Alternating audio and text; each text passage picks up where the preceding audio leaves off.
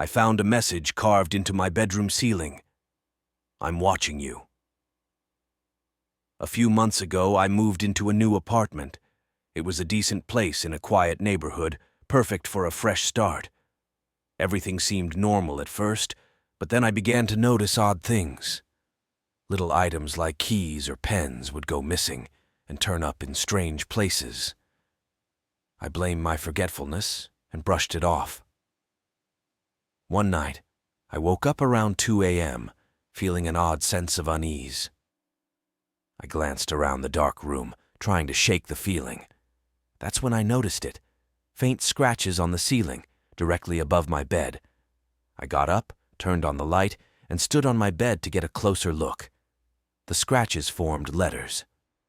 H-E-L-P.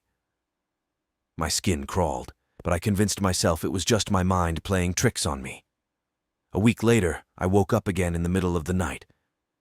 This time, the message had changed. I'm here. I felt a cold shiver run down my spine. I started to think someone had been in my apartment. I called the landlord the next day, but he insisted that no one else had access to my unit. Determined to catch the intruder, I set up a camera in my bedroom.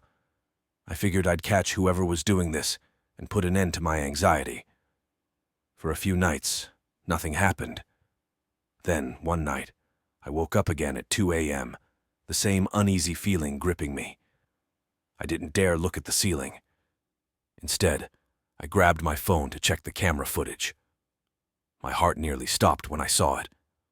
A figure, cloaked in darkness, stood at the foot of my bed, staring at me as I slept.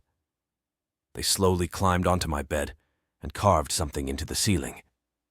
Then they turned and looked directly into the camera, a twisted smile on their face, before disappearing into the shadows.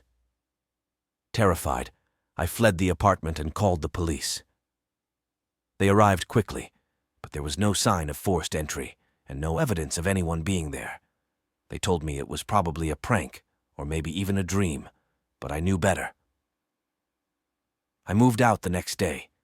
I don't know who or what was in that apartment with me, but I still have nightmares about that face. And sometimes I wake up in a cold sweat, expecting to see another message on my ceiling.